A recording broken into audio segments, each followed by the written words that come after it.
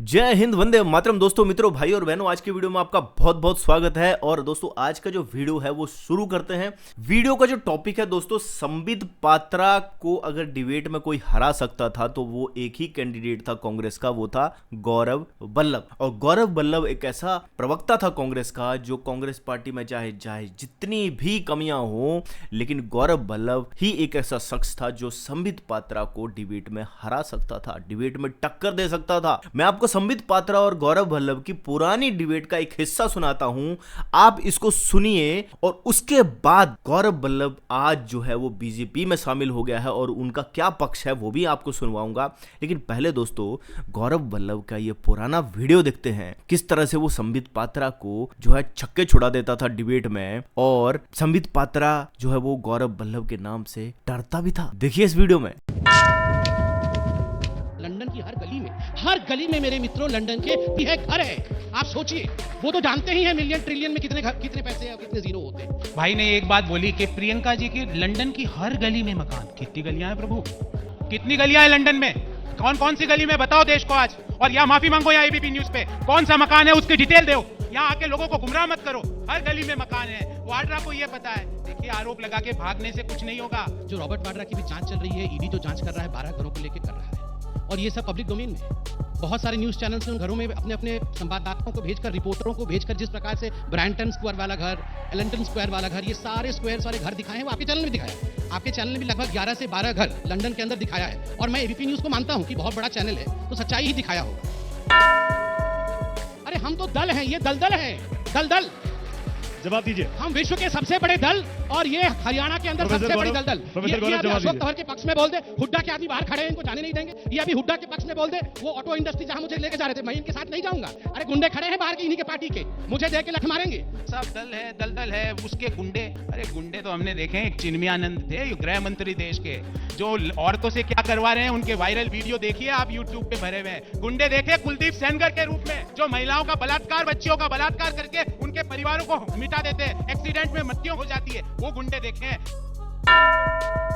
देखिए, यहाँ आके बरगलाने की और हास्य कविताएं करके, मैं मानता हूँ आप कपिल शर्मा से बेटर एक्टर हो, जैसे आपने मुझे बोला ना, मैं मानता हूँ जैसे इन्होंने मुझे मेरी पार्टी का अध्यक्ष माना तो मुझे अच्छा लगा, मुझे गर्व हुआ। मैं भी इनको आज एक उपाधि देता हूँ कि आप हास्य कविता कपिल शर्मा से बेटर कर सकते हो। क्यों ना शाम को 9 से 9:30 एक प्रोग्राम चालू करा जाए, संबित पात्रा लाइव, संबित पात्रा शो। करो उस पे नौटंकी, करो गाने गाओ, दलदल, जो करना वो करो। आप ही के सर्वे में महाराष्ट्र में क्या रहा है? अकेले के दम पे भारतीय जनता पार्टी बहुमत लेके आ रही है। ये अगर जनता को आप क्या सोचते हैं? मैं सिर्फ इतना सवाल पूछ रहा हूँ, आप हमारी चिंता छोड़िए, सिर्फ इतना बता दीजिए, हु इज योर कैंडिडेट? आपका सीएम कैंडिडेट कौन है हरियाणा में? आपका पीएम कैंडिडेट कौन है देश में? अरे कुछ भी नहीं है, ना आगे ना पीछे, ना 3 में ना 13 में, चिल्ला के यहाँ हल्ला मचा रहे हैं। देखिए, मैं इनसे भी पूछ सकता था कि भैया 2014 में जब हरियाणा में चुनाव हुए तब who is your CM candidate?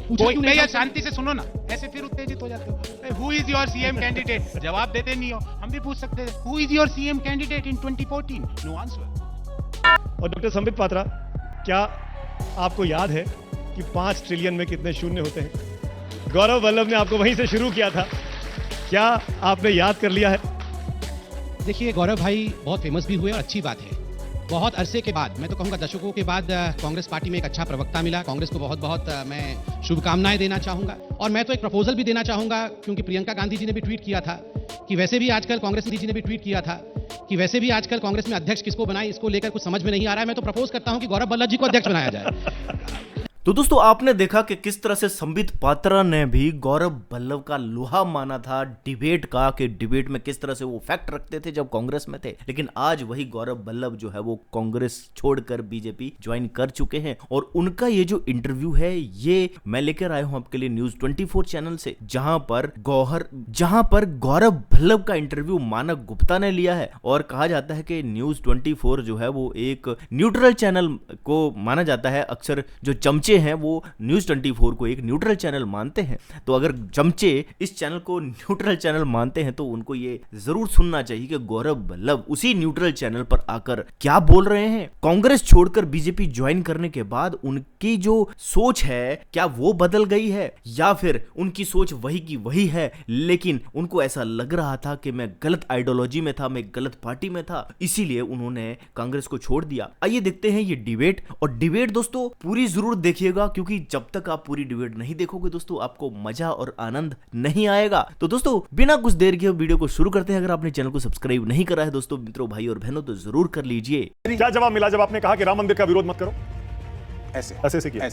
कब आपने मन बना लिया था कि आप कांग्रेस पार्टी में नहीं रहना है? कांग्रेस पार्टी आज पीएस चला रहे हैं, वो पीएस जो पुराने मुख्यमंत्री और कैबिनेट मंत्री के जो पीए हुआ। नाम लीजिए ना। नाम क्यों नाम लीजिए? एथिक्स भी छोड़ दीजिए, थोड़ा तो मेरे ऊपर छोड़ दीजिए। अभी तो कुछ भी नहीं बताया मानक जी, उनके अनैतिक कृत्य बता दिए तो घर के बाहर नहीं निकल पाए। सेबी ने जांच बैठाई, सेबी ने क्लीन चिट दे दिया, उसके बाद तो चुप होता। सेबी पर यकीन हो गया आपको? फिर किस पे यकीन? पहले तो आप किसी भी पर भी यकीन नहीं करते थे। इलेक्शन कमीशन, मैंने courts, CBI, ED, IT, SEBI भी तो सरकारी है। किसी पे नहीं करूं। सेबी सरकारी है। तो रुकना पड़ेगा।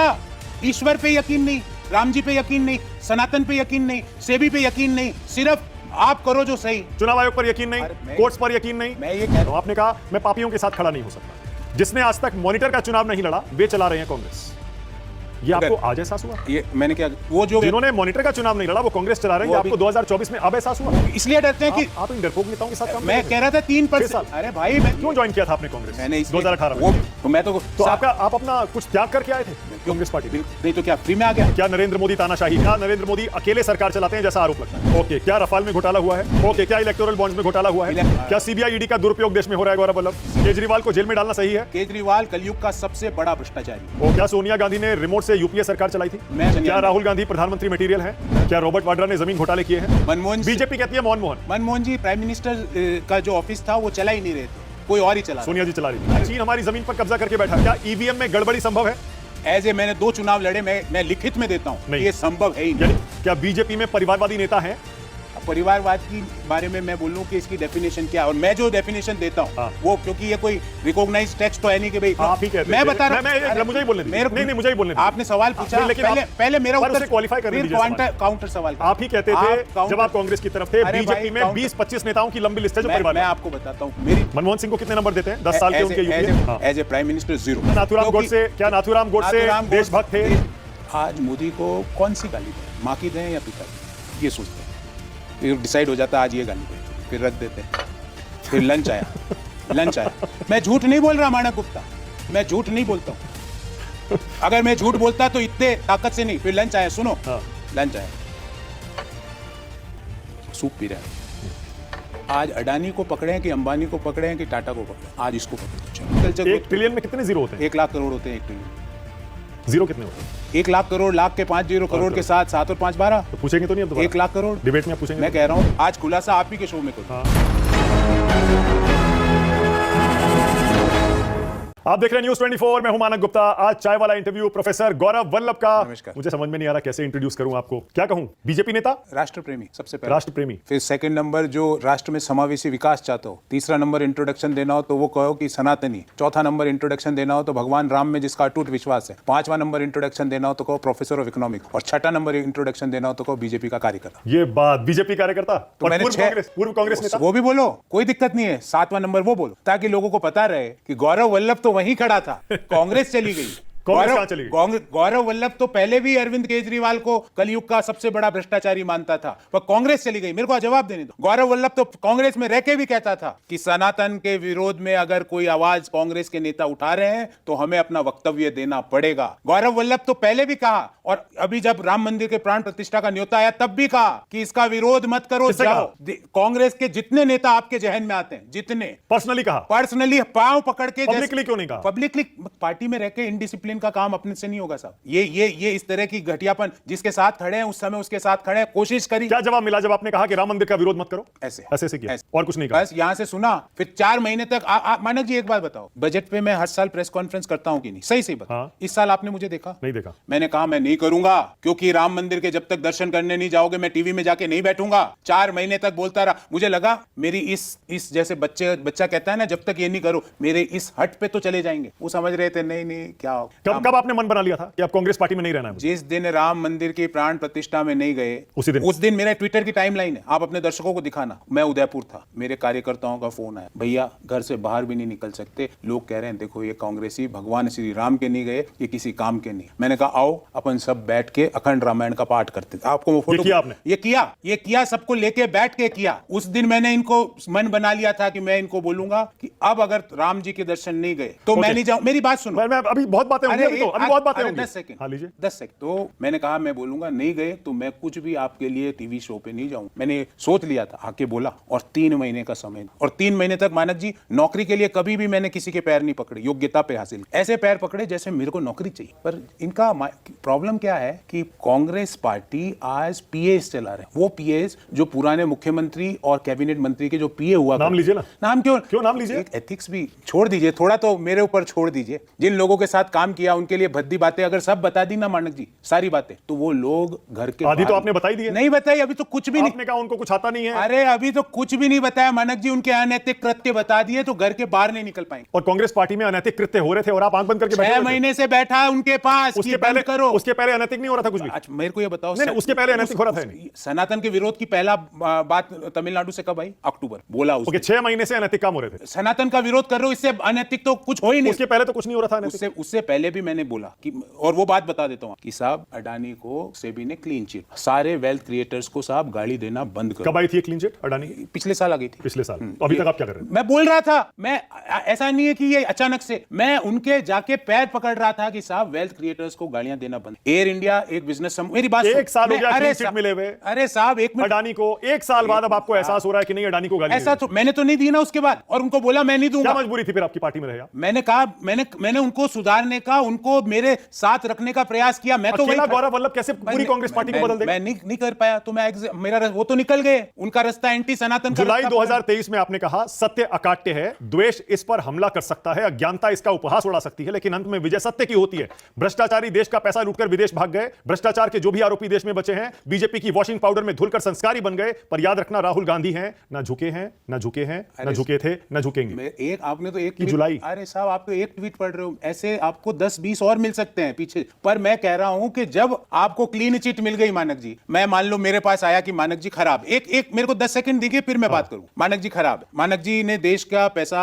गलत तरीके से कमाया एज्यूम, और मैं आपके खिलाफ एक स्टेटमेंट दी, सेबी ने जांच बैठाई, सेबी ने क्लीन चिट दे दिया, उसके बाद तो चुप होता। सेबी पर यकीन हो गया आपको? फिर किस पे यकीन? पहले तो आप किसी भी पर भी यकीन नहीं करते थे। Election commission, courts, CBI, ED, IT, SEBI भी तो सरकारी है। किसी पे नहीं करूं, सेबी सरकारी है। यही प्रॉब्लम जो आप कह रहे हो ना, यही प्रॉब्लम कि सरकारी एजेंसियों पर भरोसा नहीं करना। कहीं तो रुकना पड़ेगा। ईश्वर पे यकीन नहीं, राम जी पे यकीन नहीं, सनातन पे यकीन नहीं, सेबी पे यकीन नहीं, सिर्फ आप करो जो सही। चुनाव आयोग पर यकीन नहीं, कोर्ट्स पर यकीन नहीं। मैं ये कह रहा हूं कहीं तो रुकना पड़ेगा। फिर कह दो कि कुछ नहीं करना, वही तो मैं दिशाहीनता, एक शब्द मैंने अपने लेटर में लिखा, आपने देखा होगा। वो प्रॉब्लम सुनो आप माने, आज सुबह बात करेंगे ईवीएम हैकिंग, कल सुबह बात करेंगे कास्ट सेंसस, परसों सुबह अडानी अंबानी और सारे वेल्थ क्रिएटर्स को गाड़ियां, नरसू उसके अगले दिन सुबह बेरोजगारी पे, उसके अगले दिन सुबह अग्निपथ पे, उसके अगले दिन सुबह महंगाई पर। एक विपक्ष की भूमिका क्या? मैंने सबको कहा कि साहब आप प्रेस वार्ता, मैंने की, जीवन में की, मेरी प्रेस रिलीज निकलवाई अपनी रिसर्च टीम से। जब भी प्रेस वार्ता की, लास्ट में लिखा कि क्या करना चाहिए। गालियां देने से विपक्ष का काम नहीं हो जाता पूरा। रचनात्मक constructive criticism is the role of the opposition which Congress party is not able to do. Okay, कुछ एक बयान आपके। तो दोस्तों ये बात हमेशा विपक्ष कहता है कि जब भी कभी बीजेपी में कोई शामिल होता था उसके ऊपर सारे जो आरोप हैं वो खारिज हो जाते हैं। ये सबसे बड़ा मिसकंसेप्शन है दोस्तों। आप खुद उस पर सर्च करेंगे तो आपको पता चलेगा कि केस रद्द नहीं होते हैं, उनको कोर्ट से क्लीन चिट मिल जाती है। और क्लीन चिट जो है सुप्रीम कोर्ट, अगर आपको लगता है सुप्रीम कोर्ट ऐसे सरकार के कहने से क्लीन चिट देने लग जाता है और दे देता, तो आज आपको सोचो बीजेपी सरकार में रामदेव को क्लीन चिट नहीं मिल पा रही है। वो माफी 2 बार मांग चुके हैं कोर्ट से, सुप्रीम कोर्ट से, लेकिन सुप्रीम कोर्ट ने उन्हें माफ नहीं करा है। और वो तब जब आप ये बोलो कि हिंदूवादी सरकार है। और हिंदू, क्योंकि हिंदू को बहुत सारे लोग ना एक रिलीजन समझते हैं, हिंदू कोई रिलीजन है ही नहीं दोस्तों। ये भारत में रहने वाले जितने भी लोग हैं, आरएसएस का कॉन्स्टिट्यूशन जिन्होंने नहीं पढ़ा है वो वही ये सब बातें करते हैं, जो ये समझते हैं कि इस्लाम एक चीज है, क्रिश्चियनिटी एक चीज है और हिंदू एक चीज है। भैया हिंदू की डेफिनेशंस में सब आते हैं। जो भारत की धरती पे पैदा हुआ है वो हिंदू है। आप आरएसएस का कॉन्स्टिट्यूशन पढ़ो, लेकिन उन लोगों ने वो चीजें नहीं पढ़ी होती हैं। तो आज बोलते बीजेपी की सरकार है तो फिर बाबा रामदेव पे क्यों कार्रवाई हो रही है भाई? तो फिर जो बहुत सारे मंत्री हैं जिनको अभी कोर्ट से क्लीन चिट नहीं मिली है, अगर वो किसी भी पार्टी में शामिल हो गए हैं, आरोप लगना एक बात है दोस्तों, आरोप को साबित करना दूसरी बात है। ये बात जो है ना चमचों को समझ में नहीं आती है। आगे का इंटरव्यू सुनते हैं। मैं सब लेके आया हूं। आप एक क्यों? मैं अगर मेरे को नहीं आपको देने होते अच्छा, मैं पहले आपको जो आपने रेजिग्नेशन में लिखा और उसके बाद जो कुछ बयान दिए पहले वो सुनाता हूं। आपने कहा मैं पापियों के साथ खड़ा नहीं हो सकता। जिसने आज तक मॉनिटर का चुनाव नहीं लड़ा वे चला रहे हैं कांग्रेस। ये आपको आज एहसास हुआ? ये मैंने क्या, वो जो जिन्होंने मॉनिटर का चुनाव नहीं लड़ा वो कांग्रेस चला रहे हैं, आपको 2024 में जयराम रमेश की बात कर 5 साल क्या कर रहे थे? अरे वो नहीं था मॉनिटर वाले, पहले सही लोग चला रहे थे, ये लोग अभी आए हैं। यही तो आप जयराम रमेश की बात कर रहे मैं हैं? क्यों नाम लूं यार? जयराम रमेश रमेश। कब से हैं? मैं कब से कम्युनिकेशंस के? कब से? साल भर से। हाँ, साल भर से। तो मैं हमेशा कह रहा था ये जिनको जमीनी नब्ज की एबीसीडी नहीं आती वो कांग्रेस चला रहे हैं। दूसरा नाम जब मैं कॉलेज में पढ़ता था तब भी वही आदमी कांग्रेस के प्रवक्ता के रूप में टीवी में डिबेट करता था। आज भी वही व्यक्ति कम्युनिकेशन के प्रभारी बना हुआ। गलत बोला, गलत जयराम रमेश तो सालों से अरे कांग्रेस गलत में बोला क्या? हाँ या ना में जवाब दो मानक गुप्ता जी। मैंने गलत बोला हो तो मेरे को पकड़ो। तो ये बात आपको अब क्यों एहसास हो रहा है? बोला मैंने कि साहब ये व्यक्ति जो व्यक्ति, और एक बात जो कांग्रेस के मैनिफेस्टो पिछले 30 साल से एक ही आदमी बना रहा है। मैं गलत बोला? अगर उस आदमी के विचार में दम होता आज कांग्रेस 42-52 पर नहीं आती। मैंने गलत बोला? अरे 30 साल से बना रहा है, आपको ये 2024 में एहसास हुआ? मैंने गलत, मैं तो अभी आया ना, मैं तो 5 साल से हैं आप। अरे मैं तो 5 साल से हूं, पर मैंने ये बोला कि बल्कि भाई 5 से भी ज्यादा हो गया। अरे कब भाई, कांग्रेस ज्वाइन किया था? 2018 पर 6 साल। मैंने ये बोला कि साहब इस व्यक्ति के आइडिया में दम होता तो 42 और 52 पे नहीं आती। तो 5 साल आपने झेला इनको। अरे मैं कोशिश करता रहा, मैं आप जो कह रहे हो ना आप बदल गए, मैं नहीं बदला, मैं तो वहीं खड़ा हूं। चुनाव का टिकट कांग्रेस का लोकसभा का वो लोग दे रहे हैं, उनसे आप पूछो बिहार और उत्तर प्रदेश अलग अलग राज्य हैं तो वो कंफ्यूज हो जाएंगे। जालौर और सिरोही कहां हैं वो बता नहीं पाए। अगर मैं ये गलत बोल दूं, आप मानक जी, आप जिसके लिए ये बोला उस व्यक्ति को आप जानते हो। हाँ। आप अगर वो बता दे तो आप- ये सवाल सुन के भी बता दे तो आपने ये 2023 में क्यों नहीं कहा? 22 में अरे क्यों नहीं बोला, कहा? 21 कहां कहा? सारे शीर्ष नेताओं को पार्टी के अंदर कहा, बाहर क्यों नहीं कहा? फिर मैं पार्टी में कैसे? पार्टी ने आपको 2 बार चुनाव लड़ाया गौरव। फिर उस पे भी आता हूं। 2 बार चुनाव लड़ाया। अरे मैं उसका एक एक पे रमानक जी, आप बोलिए। समय नहीं दोगे तो मैं बोलिए, कैसे बोलिए। जवाब? आज तो अपन दोनों ही हाँ, हैं। बोलिए, बोलिए। मैंने पार्टी के लोगों को कहा कि ये व्यक्ति को ग्राउंड की रियलिटी नहीं पता है। ये व्यक्ति जो टिकट बांट रहा है इसको यूपी और भी, अगर उत्तर प्रदेश की 5 लोकसभा क्षेत्र 25 सेकंड में बता दे तो वो कहेंगे वो सही है, मैं कह रहा हूं वो गलत है। आप ट्राई कर लेना, रियली भाई। आप ट्राई कर लेना, ये चुनौती दे रहा हूं। आप वो कहेंगे वो सही, गौरव वल्लभ कहे वो गलत, मैं मानने को तैयार हूं। एक आदमी की वजह से आपने कांग्रेस अरे छोड़ी। सारे वो पीएस आगे, एक आदमी किस किस का नाम लूं? ये सारे लोग आगे जिनको सीडब्ल्यूसी के कितने मेंबर चुनाव लड़ रहे हैं मुझे बताओ ना मानक। पर वो तो कभी से नहीं लड़ रहे। अरे अभी बने ना, अभी 4-6 महीने मैंने कहा सारे इनको चुनाव लड़वाओ। चुनाव से क्यों भागते हैं, क्यों डरते हैं? इसलिए डरते हैं कि आप इन डरपोक नेताओं के साथ काम मैं कर कह रहा था 3%। साल। अरे भाई मैंने कहा इनको लड़ो, 6 साल नहीं, मैं जब मेरी हैसियत हुई मैं बोलने लगा, फिर आपने कहा 2-2 चुनाव लड़वाए। हाँ। बोला अभी इसका हाँ। आज खुलासा आप ही के शो में करूं। हाँ। किसने चुनाव का टिकट मांगा? एक मुझे बोलने देना बीच में अनइंटरप्ट। जमशेदपुर से कल आखिरी दिन है चुनाव का नॉमिनेशन, आज रात को मुझे बुला के बोला कि आप लड़िए प्लीज, और जिसने टिकट दिया वो आरपीएन सिंह साहब उस समय प्रभारी थे, बुला के पूछ लेना, नाम ले रहा हूं उनका, तो क्योंकि आप पूछना उनसे फोन करके कि गौरव ने टिकट मांगा था कि आपने रिक्वेस्ट की थी, गौरव पूछना। ओके। और अगर गलत हूं तो आप जो भी सोच रहे हो वो सही है, और मैं राजस्थान? गलत हूं। मेरी बात सुनो। हाँ। फिर 8 बार से जो सीट कांग्रेस पार्टी हार रही है जमशेद, वहां से मैं चुनाव लड़ा। क्यों? क्योंकि मैं पार्टी को आगे ले जाने के लिए काम कर रहा ठीक है। ठीक है। ओके। जो मुख्यमंत्री की सीट है, मुख्यमंत्री सिटिंग मुख्यमंत्री लड़ रहा था, क्या मैं इतना मूर्ख हूं कि मैं सिटिंग मुख्यमंत्री की सीट पे चुनाव लड़ूं? मुझे नहीं पता था रिजल्ट। मतलब बलि चढ़ा दी गई आपकी। बलि पर आप छोड़िए। तैयार हो गए शहीद। अरे मैं तो कांग्रेस पार्टी के लिए क्या क्या नहीं किया, आप गिनाना चालू ठीक कर है, मान दिया लिया मैंने। तो 6 घंटे का शो करना पड़ेगा। ओके, राजस्थान? अब आ जाते हैं राजस्थान। किस आदमी ने टिकट मांगा बताओ? किस आदमी ने मांगा? और उस सीट से जहां पे 5 बार से लगातार भाजपा जीत रही, 1 2 3 4 5। अरे मेरे को अगर सत्ता का लालच होता, मैं टिकट मांगता तो कोई सेफ सिक्योर सीट मांगता, यहां से क्यों मांगता? क्यों ज्वाइन किया था आपने Point. कांग्रेस? मैंने 2018 में। वो भी मैंने अपने पत्र में लिखा है, वो बात लिखी है हाँ। कि मुझे लगा कि देश की सबसे पुरानी पॉलिटिकल पार्टी में नए आइडियाज का, नए लोगों का, एस्पिरेशनल इंडिया के महत्वाकांक्षाओं और आकांक्षाओं को समझने की ताकत होगी, मुझे लगा। इसलिए मैंने 42 सांसदों वाली पार्टी को ज्वाइन किया। मानक जी कोई सड़क पे तो मैं बैठा नहीं था, मेरा भी प्रोफाइल है ना, और मुझे उस बात का गर्व है क्योंकि वो प्रोफाइल मैंने और मेरे टीचर्स की मेहनत से मैंने अर्जित किया। तो मैं तो आप अपना कुछ त्याग करके आए थे कांग्रेस पार्टी में? नहीं तो क्या फ्री में आ गया? मेरे पास इनकम टैक्स का रिकॉर्ड है और मेरे चुनावी हलफनामों में वो इनकम टैक्स के नंबर्स लिखे हुए हैं। आपके सारे दर्शकों को कहता हूं ऑनलाइन नौकरी छोड़ के आए थे? हाँ, कितना मेरा पैकेज था? कितना था? 1.25 करोड़ रुपए का साल का? हाँ। क्यों छोड़ा फिर आपने? क्योंकि मैंने सोचा मैं राष्ट्र के निर्माण में अपनी भागीदारी निभाऊं। नए आइडियाज हैं मेरे पास, नए एस्पिरेशनल इंडिया की महत्वाकांक्षाओं को कौन सी नौकरी छोड़ी आप? मैं बोल रहा हूं मैंने अब जो मैंने नौकरी छोड़ी, ज्यादा मैं एम्प्लॉयर का नाम नहीं बताना चाहता,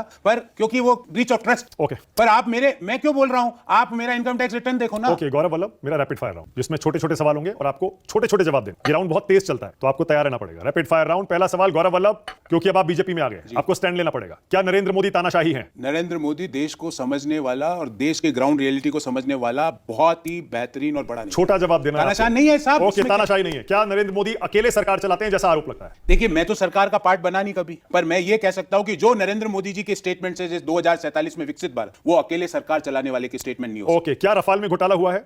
जो रफेल ने सुप्रीम कोर्ट ने कह दिया, उसके बाद गौरव वल्लभ का कहना अनुचित है। सुप्रीम कोर्ट ने क्लीन चिट दे दी, क्या इलेक्टोरल बॉन्ड्स तो फुल स्टॉप लगाना पड़ेगा। यही मेरी और कांग्रेस की इश्यू। ओके, क्या इलेक्टोरल बॉन्ड्स में घोटाला हुआ है? इलेक्टोरल बॉन्ड का अगर घोटाला हुआ है तो सारी चीजें बताओ कि कौन से राज्यों में किसने क्या क्या इलेक्टोरल बॉन्ड दिए। और मैं एक बात बोल रहा हूं, जितना इलेक्टोरल बॉन्ड का डिस्ट्रीब्यूशन हुआ है, अगर हम परसेंटेज वोट्स देखें और परसेंटेज सीट देखें तो आप पाएंगे भारतीय जनता पार्टी को इलेक्टोरल बॉन्ड में सबसे कम। Okay, alright. क्या सीबीआई ईडी का दुरुपयोग देश में हो रहा है गौरव वल्लभ? सीबीआई ईडी का दुरुपयोग नहीं हो रहा है, उसको आपका विश्वास उठ चुका है क्योंकि उसका उपयोग हो रहा है। कांग्रेस पार्टी को अहम ब्रह्मास्मि लग रहा है। ओके, केजरीवाल को जेल में डालना सही है? केजरीवाल कलयुग का सबसे बड़ा भ्रष्टाचारी है। ओके, सोरेन को जेल में डालना सही है? हेमंत सोरेन को? सोरेन साहब ने क्या किया मुझे नहीं पता, पर जो मैंने समाचार पत्रों में पढ़ा कि उन्होंने स्वयं को जमीन लीज पर दे दी, अगर वो समाचार पत्रों में जो लिखा हुआ है वो सही है तो उनको हर हालत में जेल में डालना सही है। ओके, राहुल गांधी की 2 साल की सजा मोदी के मामले में, जहां उन्होंने मोदी मोदी चोर कह दिया था, क्या वो सही थी? न्यायालय ने कह दिया, जिस न्यायालय ने कहा सही है, एक न्यायालय ने उनको छूट दे दी। मैं न्यायालय ने जजमेंट दे दी है। ओके, क्या नेशनल हेराल्ड में घोटाला हुआ है? मैं कह रहा हूं वो न्यायालय के अधीन चल रहा है केस। क्या सोनिया गांधी ने रिमोट से यूपीए सरकार चलाई थी? मैं उस समय पार्ट नहीं था, वो पीए लोग थे, उन पीए से पूछो कि वो लेते थे इंस्ट्रक्शन। क्या राहुल गांधी प्रधानमंत्री मटेरियल है? Rahul Gandhi is a good human being in A wrong business, he is not fit for politics. Okay, क्या रॉबर्ट वाड्रा ने जमीन घोटाले किए हैं? मुझे क्या पता। कमाल है। अरे मेरी बात, बीजेपी की सरकार की एजेंसियों ने केस चला रखे हैं। वो केस चल रहा है और केस में अगर दोषी होंगे तो मैं कहूंगा किया है। मतलब चार्जशीट पर दोषी नहीं होता ना? बिल्कुल, अगर जांच बीजेपी कहती है दोषी है। जब सब जुडाइस है मामला, ओके, जब सब जुडाइस है, मैं आप मानक जी वो चीजें पूछ रहे हैं। मैं बीजेपी की लाइन पूछ रहा हूं। नहीं, आप बीजेपी में शामिल हो गए हैं? बीजेपी का वर्कर हूं मैं, आपको फिर कह रहा हूं मैं बीजेपी का वर्कर हूं, पर मेरे को जिस चीजों का ज्ञान नहीं है, आपको ज्ञान नहीं है? अरे मैं कैसे टिप्पणी कर, आप एक बात बताओ, मेरी बात प्रोफेसर हैं। अरे साहब, आप राजनीति का एक आरोप कांग्रेस पार्टी का जानते हैं। गलत व्यक्ति से ये सवाल पूछ रहे हैं, सुप्रीम कोर्ट के जज से और ईडी के इन्वेस्टिगेशन ऑफिसर से ये सवाल पूछ रहे हैं। बीजेपी जिनके पास घोटाले हुए हैं तो सजा मिलेगी। ओके, मनमोहन को मनमोहन कहना सही है? मनमोहन, बीजेपी कहती है मनमोहन जी प्राइम मिनिस्टर का जो ऑफिस था वो चला ही नहीं रहे, कोई और ही चला। सोनिया जी चला रही थी। मुझे नहीं पता। क्या यूपीए में 2G घोटाला हुआ था? अगर घोटाले यूपीए में नहीं हुए होते तो आज कांग्रेस पार्टी को उन सब लोगों के खिलाफ याचिका दायर करनी चाहिए। क्या यूपीए में कोल स्कैम हुआ था, कोयला घोटाला हुआ था? मैं फिर कह रहा हूं कि जब अगर ये नहीं हुए हैं तो कांग्रेस पार्टी 10 साल से खामोश की और न्यायालय के दरवाजे खटखटाती। क्या यूपीए में आदर्श घोटाला हुआ था? फिर मैं कह रहा हूं मुझे जिन चीजों के बारे में ज्ञान नहीं है। आपको ज्ञान नहीं है? अरे भाई, मैं जज हूं क्या? मेरे पास सारे दस्तावेज है क्या? पर हाँ, समाचार पत्रों में जो है उनके खिलाफ न्यायालय को कार्रवाई करनी चाहिए। कॉमनवेल्थ घोटाला हुआ था? अगर हुआ है और मेरे जो समाचार पत्रों में जो प्रकाशित हुआ उसमें हुआ है, बीजेपी कहती हुआ है तो वो सजा पाएंगे। ओके, क्या मनमोहन सिंह देश के सबसे कमजोर प्रधानमंत्री थे? बीजेपी कहती है सबसे कमजोर पीएम थे। देखिए, मैं तो 3-4 प्रधानमंत्रियों को ही देखा हूं, मैं तो उससे पहले के मेरे को तो ध्यान नहीं है। हाँ, तो मनमोहन सिंह इससे पहले थे? मैं बता रहा हूं ना आपको, इकोनॉमिक दृष्टिकोण पीवी नरसिम्हा साहब के कार्यकाल में जो वो प्रधानमंत्री थे, देश को एक नया इकोनॉमिक दृष्टिकोण, ये मैं बात आपके सामने खुले रूप में पीवी मैं मनमोहन सिंह का पूछ रहा हूं। आ रहा हूं ना, एक एक का बता दूंगा। रैपिड फायर है। अच्छा, मनमोहन सिंह जी क्या सबसे कमजोर पीएम थे? मनमोहन सिंह जी पीएम ही नहीं थे, कोई और ही चला रहा था। क्या मोदी देश के सबसे कमजोर पीएम हैं? कांग्रेस कहती है। अरे 303 सीटें 2019 में जो इसको देश ने दी, उसको कमजोर कहना आप अपनी कमजोरी जल। क्या चीन हमारी जमीन पर कब्जा करके बैठा है? ये फिर आपने, ये तो कोई डिफेंस का एक्सपर्ट जवाब देगा। आरोप लगाए कांग्रेस की तरफ से। कह रहा हूं ना, वो तो एज ए प्रवक्ता मैंने कई चीजें कांग्रेस की तरफ से मेरे को बोलनी पड़ी, पर मेरे पास कोई जानकारी नहीं है। ठीक है, ओके। क्या ईवीएम में गड़बड़ी संभव है? एज ए मैंने 2 चुनाव लड़े, मैं लिखित में देता हूं, ये संभव है ही नहीं। यानी कांग्रेस में जब आप कह रहे थे प्रवक्ता बनकर, ये आप गलत कह रहे थे। मैंने कांग्रेस में बोला, यही तो कह रहा हूं। क्या ईवीएम हैकिंग पॉसिबल नहीं है? क्या देश की इकोनॉमी का बीजेपी सरकार ने, मोदी सरकार ने सत्यानाश कर दिया, जो कांग्रेस कहती है? अगर जो व्यक्ति 2047 में विकसित भारत का जो सरकार और जो प्रधानमंत्री संकल्प देखता है, वो सत्यानाश कर ही नहीं। आप तो कांग्रेस की तरफ से हर दिन आंकड़े दिखा के कहते थे, यही सत्यानाश कर दिया, सत्यानाश कर दिया। मैं एक पॉलिसी के बारे में बात करता था। आप मेरी प्रेस वार्ता पूरी सुनते ही नहीं। ठीक है, ओके। क्या बेरोजगारी इस देश की सबसे बड़ी समस्या बन गई है? इशू है। क्या महंगाई भी समस्या है? इशू है। ओके। क्या बीजेपी में परिवारवादी नेता हैं? अब परिवारवाद की बारे में मैं बोलूं कि इसकी डेफिनेशन क्या है, और मैं जो डेफिनेशन देता हूं वो, क्योंकि ये कोई रिकॉग्नाइज्ड टेक्स्ट तो है नहीं कि भाई आप ही कहते हैं। मैं बता रहा हूं, मुझे ही बोलने दीजिए। नहीं, मुझे ही बोलने दीजिए। आपने सवाल पूछा, पहले मेरा उत्तर क्वालिफाई करने दीजिए। काउंटर सवाल आप ही कहते थे जब आप कांग्रेस की तरफ थे, बीजेपी में 20-25 नेताओं की लंबी लिस्ट है जो परिवार। मैं आपको बताता हूं मेरी डेफिनेशन ऑफ परिवार। मल्लिकार्जुन खड़गे साहब के पुत्र कर्नाटक सरकार में मंत्री, पर वो 24/7 की राजनीति कर, मैं उनको परिवारवादी नहीं मानता। ओके। पर उनके जवाई को अभी टिकट मिला, वो परिवारवादी। ओके, क्या कांग्रेस परिवारवादी पार्टी है? मैंने जवाब आंसर दे दिया कि मैं गांधी परिवार के बारे में पूछ रहा हूं। मैंने कांग्रेस पार्टी परिवार, मैंने आंसर दे चुका हूं। परिवार से चलती है। प्रधानमंत्री की परिभाषा ये है प्रोफेसर गौरव वल्लभ कि जो परिवार पार्टी चलाता है वो परिवारवादी होता है। क्यों बता रहा हूं ना, क्यों मेरे हिसाब से क्यों है वो बता देता। अगर कोई व्यक्ति एक ही पद पर बिना योग्यता के बैठा हो, और योग्यता कौन डिसाइड करता है राजनीति में? देश के लोग, तो वो परिवारवादी है। ओके, मतलब पीएम की परिभाषा सही नहीं है? पीएम की परिभाषा को ही तो मैंने आगे बढ़ाया है। हाँ। जो व्यक्ति अगर कोई पद पर बैठा हुआ है और लगातार वो चुनाव हार रहा है, फिर भी वो पद पे बैठा हुआ और निर्णय ले रहा है, तो इसको परिवारवादी मैं कहता हूं। यानी कि प्रधानमंत्री भी, यानी जो परिवार चुनाव जीतता रहे वो परिवारवादी नहीं है। जो लोग और देश में लोकतंत्र की तो यही तो इंपॉर्टेंस। ओके, क्या इंडिया गठबंधन इस बार सरकार बनाएगा? चल रहा है, इंडिया गठबंधन है, स्टिल एग्जिस्टिंग। ओके, क्या देश में लोकतंत्र खत्म हो गया है? क्या देश में आपकी रिसर्च टीम ने ये सवाल तो एक जोक की तरह बनाया? क्या देश में लोकतंत्र खत्म हो गया है? कांग्रेस पार्टी का आरोप हमेशा रहता है। कांग्रेस पार्टी जरूर ओके, लोकतंत्र तो कभी खत्म। क्या चुनाव आयोग सरकार के इशारे पर काम करता है? अगर चुनाव आयोग सरकार के इशारे पे काम करता तो सरकार डेट्स देती चुनाव की, चुनाव आयोग नहीं देता। ओके, क्या ईडी सरकार के इशारे पर काम करती है? मैं कह रहा हूं ना, आप छोटा जवाब। अरे ये हाँ या ना? अरे नहीं साहब, इसका कारण बाइनरी आंसर से व्यक्ति की भावना नहीं पता चलती। ओके, इसलिए भावना बोलने ओके। दो। मैं ये कह रहा हूं कि अगर ये सारी एजेंसियां सभी सरकार के इशारों पे काम कर रही तो फिर कांग्रेस पार्टी को तो कुछ करना ही नहीं चाहिए, क्योंकि उनको मान लेना चाहिए हमको कुछ नहीं। फिर वो चुनाव कैसे कई बार बीच बीच में जीतती है? अगर ईवीएम है कोई है, इलेक्शन कमीशन खराब है, ईडी खराब है, सीबीआई खराब है, तो राहुल गांधी को बरी भी तो उसी कोर्ट ने किया है। बीजेपी कहती है राहुल और प्रियंका में बनती नहीं है, दोनों के दो खेमे बने हुए हैं कांग्रेस पार्टी। मैं जिस बारे में मेरे को जानकारी नहीं है, मैं उसके बारे में टिप्पणी। क्या गौतम अडानी ने हजारों करोड़ का घोटाला किया है? अगर सेबी ने क्लीन चिट दे दी तो नहीं किया। क्या विजय माल्या को बीजेपी सरकार ने भगाया? अगर बीजेपी सरकार अगर उसको वापस लाने का बीजेपी सरकार प्रयास कर रही है और उसकी जो भी प्रॉपर्टीज है उसको अटैच किया गया, तो मुझे नहीं लगता कि वो विजय माल्या को किसने भगाया? विजय माल्या कोई किसी को कैसे वो तो बग्या बगोड़ा। आप तो आरोप लगाते थे। अरे भाई, वो यही तो कह रहा हूं, उसकी प्रॉपर्टीज अटैच करी गई है। ओके, मेहुल चोकसी को किसने भगाया? मैंने कह रहा हूं मेहुल चोकसी को। अब यार आप तो ऐसी बातें पूछ रहे हो कि मेहुल जी के फोन नंबर है इसमें, देखो है क्या? देखो है क्या इसमें? पहले तो थे सारे, मेरे पास नहीं थे। पहले आप सारे नंबर मैं गलत नंबर, आप गलत सवाल पूछ रहे हैं, मैं एजेंसी थोड़ी हूं। आप देखो इसमें है क्या विजय माल्या का? ओके, क्या हजारों करोड़ बैंकों का कर्ज, हजारों करोड़ उद्योगपतियों का कर्ज बैंकों ने माफ किया है? अच्छा सवाल है, माफ किया है। मैं अब जवाब देना। कांग्रेस पार्टी को मैंने सबको there is a difference between writing off and waive. बट्टे खाते में डालना और ऋण माफ करने में अंतर होता है। पहले तो आप नहीं कहते थे। मेरा ट्वीट है, ये लो ये मेरे ट्वीट आपको 1.5 साल पहले 3 ट्वीट मिल जाएंगे, और मैंने उस ट्वीट में लिखा कि राइट, अरे साहब कलेजा रख के काम करते हैं। राइट ऑफ और वेवर में अंतर है। कर्ज माफ। एक मिनट, आपके दर्शकों को पता, प्रोफेसर हूं, फाइनेंस स्टैंड ले लिया मैंने, स्टैंड आपने ले लिया आपने। अरे ज्ञान भी तो बढ़ना चाहिए। वेवर का अर्थ होता है ऋण माफ, जिसमें ऋण वसूला नहीं जा सकता। राइट ऑफ का मतलब होता है बट्टे खाते में, मतलब ऋण बैलेंस शीट के बाहर चले जाता है पर लीगल प्रोसीडिंग्स रिकवरी की चलती रहती है। ओके, तो दोस्तों ये आपने इंटरव्यू देखा गौरव वल्लभ जी का, और इन्होंने जो बातें कही हैं आप इससे कितने एग्री करते हो, कितने डिसएग्री करते हो, कमेंट बॉक्स में जरूर बताइए दोस्तों। मैं अपनी राय, अपनी सजेशन अगर बताऊं तो मुझे ये लगता है कि ये सही बंदा है लेकिन गलत पार्टी में चला गया था, और जब सही बंदा गलत पार्टी को डिफेंड करता है तो उसे बहुत सारी ऐसी चीजें, पार्टी के डिसिप्लिन होते हैं, उस पार्टी के मतलब कुरिकुलम में रहकर उसे बहुत सारी ऐसी बातें बोलनी पड़ती हैं। जैसे कि ये जब कांग्रेस में थे तो बीजेपी के जो प्रवक्ता हैं संबित पात्रा जी, उनसे काफी डिबेट इनकी होती थी और ये संबित पात्रा के पसीने छुड़ा देते थे। हालांकि जब इन्हें रियलाइज हुआ कि नहीं मैं गलत पार्टी में हूं और इस पार्टी की जो आइडियोलॉजी है वो मेरे जो आइडियोलॉजी है उसे मैच नहीं करती है, क्योंकि एक सनातनी, एक राम भक्त, एक देशभक्त बंदा अगर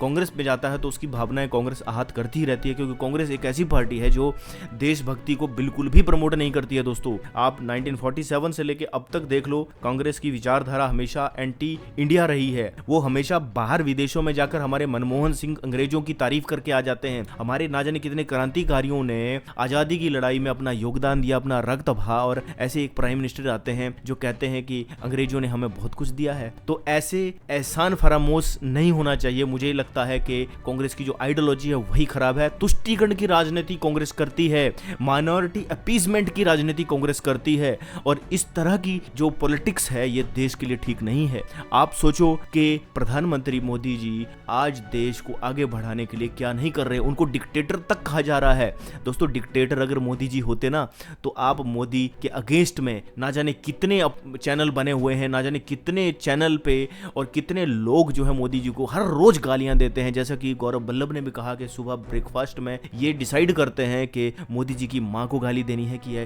पिताजी को गाली देनी है। दोपहर में ये डिसाइड करते हैं कि अदानी अंबानी को पकड़ना है कि किसको पकड़ना है, और शाम को ये डिसाइड करते हैं कि ईडी को पकड़ना है कि सीबीआई को पकड़ना है, और किसी तरह मेल जोल करके ये साबित कर देना है कि ईडी और सीबीआई जो है वो मोदी सरकार के जो है वो उनका काम को कर रही है और उनके ही निर्देशों पे काम कर रही है। और देश में ये भ्रम भी फैलाया जा रहा है कि सुप्रीम कोर्ट जो भारत का सबसे सर्वोच्च न्यायालय है उसको भी ये आरोप लगाते हैं कि वो भी सरकार के इशारों पर काम कर रहा है। दोस्तों ये बड़ा शर्मनाक है हमारे लिए। हमारा देश संविधान से चलता है, हमारा देश कॉन्स्टिट्यूशन से चलता है, हमारे देश में कुछ नियम हैं, और आपने ये देखा होगा कि मोदी जी की जितनी भी नीतियां हैं वो सारी नीतियां हर देशवासी के ऊपर इक्वल अप्लाई होती हैं। उनकी कोई भी स्कीम आती है, उनकी कोई भी योजना आती है तो उसका फायदा भारत के हर नागरिक को मिलता है, 140 करोड़ भारतीयों को मिलता है। उसमें मजहब, पंथ, संप्रदाय ये नहीं देखा जाता है। जबकि आप देखोगे कि मुसलमानों में जो ये 3 तलाक था उसके ऊपर मोदी जी थे जिन्होंने कानून बनाया। मुस्लिम महिलाओं का दर्द जो है वो सिर्फ मोदी ने सुना, लेकिन इनके ऊपर ये आरोप विपक्ष लगाता है कि डिक्टेटर हो गए, ये हो गया। अरे डिक्टेटर होते तो तुम्हारी ये वीडियो यूट्यूब पे नहीं चल रहे होते, बल्कि हम जैसे सनातनियों के वीडियो डाउन हो जाते हैं जब हम सनातन धर्म की बात करते हैं। सनातन कहता है कम सत्यम विप्रा बहुधा बदंते, कि खुद भगवान जो है वो एक है, लोग उसे अलग अलग नामों और रूपों में पूजते हैं। सनातन धर्म की जो आइडियोलॉजी है वो ये कहती है कि वासुदेव कुटुंबकम, पूरा विश्व हमारी फैमिली है। आरएसएस की विचारधारा, आरएसएस का संविधान भी ये कहता है कि हिंदू वो है जो भारत की भूमि में पैदा हुआ है। आरएसएस के जो प्रवक्ता है वो कभी भी ये नहीं कहते हैं कि आरएसएस का जब हिंदू राष्ट्र बनेगा तो उसमें जो है वो ये जो मुस्लिम अपने आप को कहते हैं सो कॉल्ड मुस्लिम, इनको जगह नहीं मिलेगी। भारत में हर जो भारत में पैदा हुआ है वो भारतीय है, वो हिंदू है। ये बात आरएसएस भी कहता है और भारतीय जनता पार्टी भी कहती है। तो जिस आरएसएस की विचारधारा सबको साथ लेकर चलने की है वो कभी भी वोट बैंक पॉलिटिक्स नहीं कर सकते। मोदी जी की एक कमी है कि वो वोट बैंक पॉलिटिक्स नहीं करते हैं, वो तुष्टीकरण की राजनीति नहीं करते हैं। विपक्ष तुष्टीकरण की साफ साफ राजनीति करता है। अपने हर जगह देख लेना जहां भी कांग्रेस की सरकारें हैं वो हमेशा मुस्लिम तुष्टीकरण के पीछे भागती रहती हैं, वो मुसलमानों को खुश करने के पीछे भागती रहती हैं, वो ये जताने में लगी रहती हैं कि हम माइनॉरिटी का बहुत ख्याल रखते हैं। लेकिन आज तक उन्होंने माइनॉरिटी को गरीब रखा, अनपढ़ रखा। इस देश में मदरसे जो है वो पैदा कराए गए, मदरसे जो है वो चलाए गए। और मदरसों में आपको पता है, मदरसों में जब एक मुल्ला तैयार होता है तो वो मुल्ला कभी देशभक्त नहीं होता, क्योंकि वो अपनी उसी आइडियोलॉजी के अकॉर्डिंग चलता है। जबकि हमारे देश को स्कूलों की जरूरत है, मुस्लिम पॉपुलेशन को एजुकेशन की जरूरत है, जो सिर्फ और सिर्फ मोदी सरकार में अगर आप देखोगे तो माइनॉरिटी वाले लोगों को स्कूल जाने की जो परसेंटेज है वो मोदी सरकार में ही बढ़ी है। दोस्तों अभी अनुराग ठाकुर जो बीजेपी के प्रवक्ता हैं उन्होंने भी बहुत सारी ऐसी चीजें गिनाई कि क्या 2014 में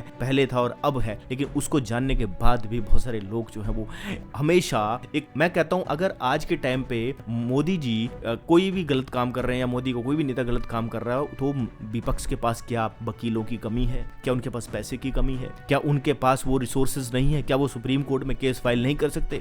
हमने तो ये भी देखा था कि कांग्रेस सरकार रहते होते न जाने कितने घोटाले कांग्रेस के सामने आते थे, तो क्या उनके पास वो सारी पावर्स नहीं थी जैसी आज ये लोग आरोप लगाते हैं बीजेपी और मोदी के ऊपर कि बीजेपी ने जो पूरी जो सरकार को अपने कब्जे में मतलब ले लिया है, अपने सुप्रीम कोर्ट को कब्जे में ले लिया है, ईडी को कब्जे में ले लिया है। तो क्या उस वक्त नहीं थे? तो उस वक्त तो जो सत्ता पक्ष था उसके ऊपर ही आरोप लगते थे।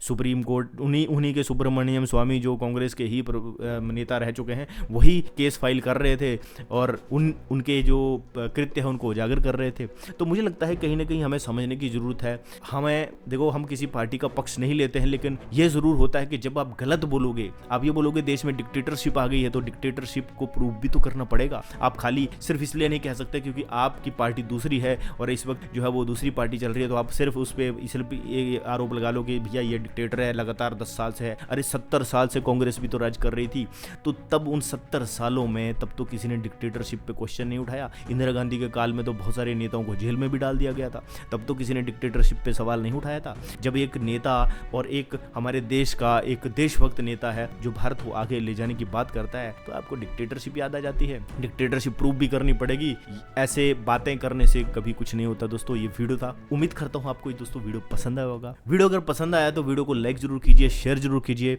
ऐसे वीडियोस चैनल पर लेके आता रहूंगा दोस्तों। मिलूंगा नेक्स्ट वीडियो में, तब तक दोस्तों जय हिंद, वंदे मातरम, जय श्री राम।